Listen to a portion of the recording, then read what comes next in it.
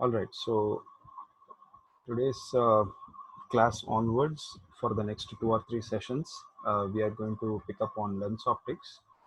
So we are going to look at curved lenses and specifically two types of curved lenses that are part of our syllabus. So we'll start with just a definition of what are lenses. So any answers to that? What are lenses?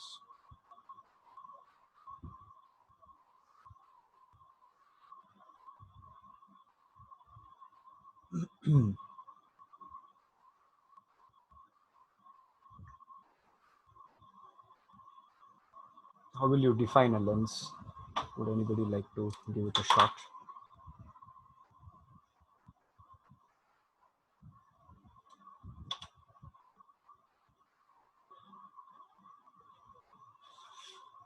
Okay, a transparent medium that refracts light, and because it will refract light, then it's understood that the transparent medium has an refractive index which is different from that of, let's say, air or vacuum. Okay, yes, it's also usually so that the lenses are spherical lenses, what we are discussing, and so these are spherical surfaces that are made of a transparent medium which have an higher refractive index than air or vacuum, and they refract light that passes through them. Well, they don't always refract. There are certain conditions under which the ray will pass through undeviated, just like in the case of prisms. But yes, in general, they will refract light. There is a definition for refraction, for lenses in your textbook on the first page. You'll just read through that. A lens is a transparent refracting medium bounded by either two spherical surfaces or one spherical surface, and the other surface could be plane. So it need not be spherical on both sides. It could be plane on one side as well. Okay, so that defines lenses. I'm sure all of you have used lenses in one way or the other. Um, all those who use spectacles obviously do use lenses, and I have put together a collection of lenses over here. And of course, when you come back to school, I will be able to also give you a feel of this. So let's just move into the next section, which is what are the types of lenses. So before starting to name the lenses, I'd just like you to give a sense of what lenses are like. I hope you're able to see these lenses well. So this is a nice big lens, and are you able to make out the surface of the lens from the way I'm showing it to you people? Is it possible to see? No, it's not possible to see. Okay, so if I show you the profile, perhaps then you will be able to make a difference. So I have two different types of lenses over here. Okay, and when I show you the profile, are you able to make out which one has a bulge and which one has a dent? Yeah. Yeah, so the one I'm holding up now, can you see the profile of the lens? Yeah. Okay, so this has a bulge. Yeah, it's not very easy to make out. Maybe if I do this, can you see this? What's happening? There's a bulge on it, right? That's why it's kind of rocking.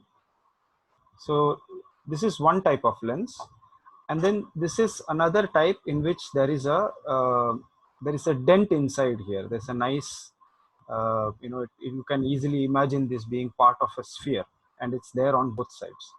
And these are smaller versions of the same things. I just thought that it might be easier to see using this, but maybe not. So okay, so the basic types of lenses that we are going to use are yeah, convex, biconvex and biconcave lenses. So types of lenses.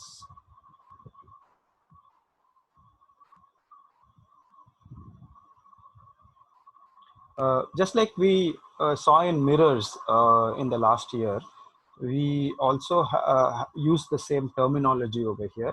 So we can have convex and concave.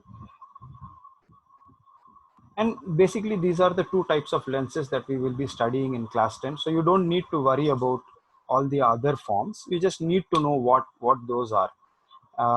So basically, just like in the case of mirrors, a convex lens, uh, it can be made, see, if you have to draw it, then you draw it in two forms, right? You can have a lens which is like this, or you can have a lens which is like this. Okay. So if you remember, in terms of mirrors, we had the same thing. This was one type of spherical mirror, and this was the other type of spherical mirror. So what is the type A spherical mirror and what is the type B spherical mirror?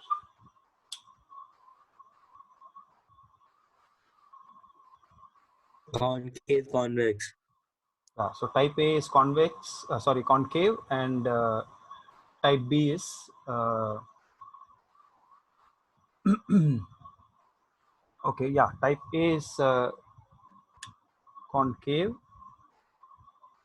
and type B is convex.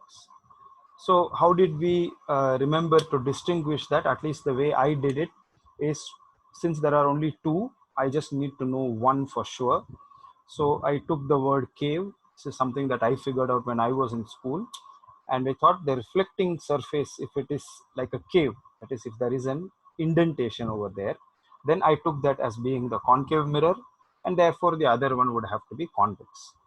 So in terms of lenses also, it works out exactly the same.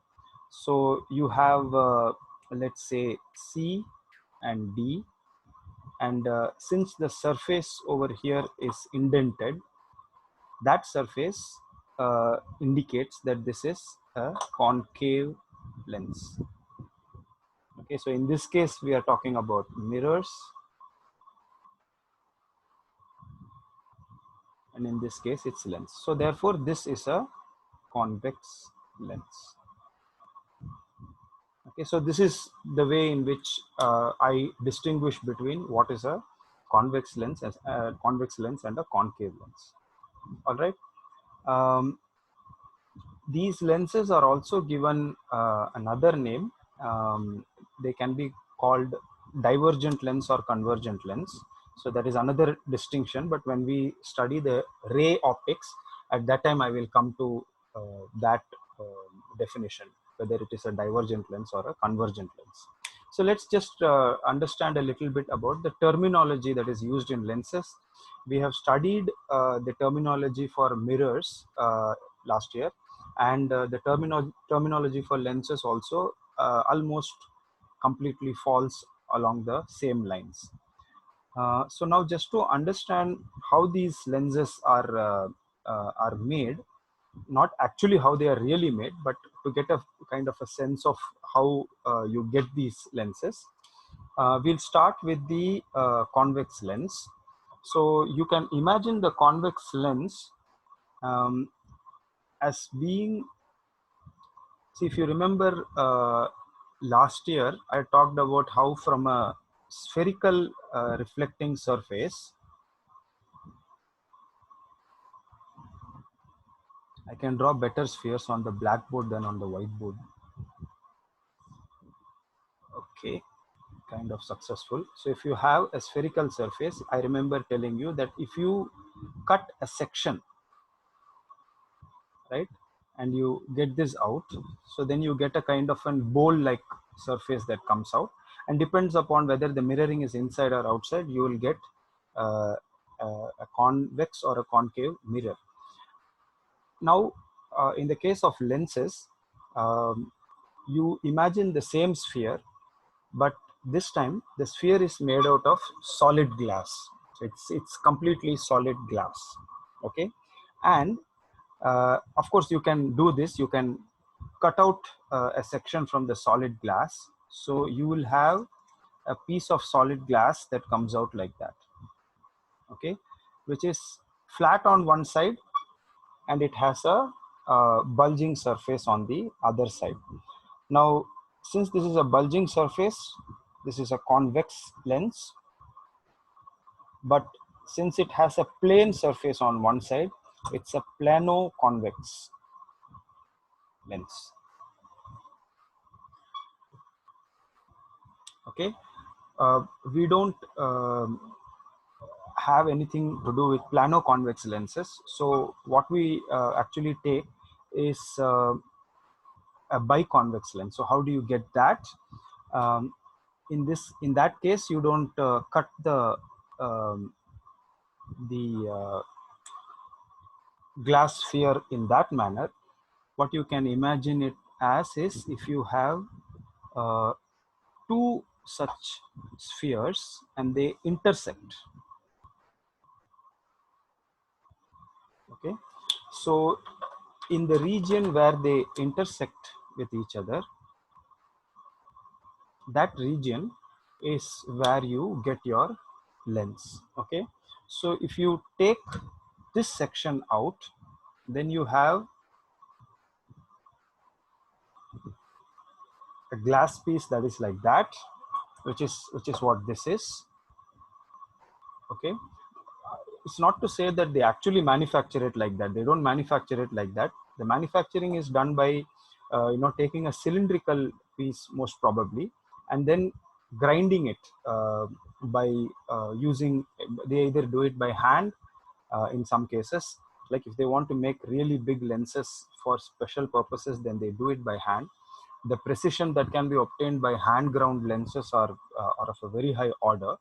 But lenses like we normally use in cameras, binoculars, and other optical instruments, those the manufacturers do it through machining. The final finishing touch will be given by hand, but otherwise it will be done through machining. There are some interesting videos available on YouTube how these things are done. Usually the manufacturers have themselves put up these videos. Okay, so so this lens now has got two spherical surfaces, and I hope you can imagine how these two are part of the spheres, because this side is part of this sphere, this side is part of this sphere. So therefore it's easy to see that they are spherical surfaces. And then we have so you can imagine it also in 3 dimensions as something that is like that, like a discus. Okay, so it forms like that. Now we have what is called as a biconvex lens,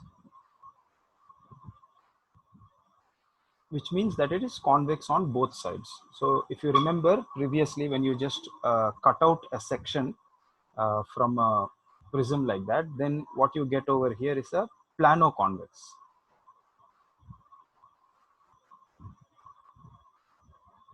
Okay, whereas this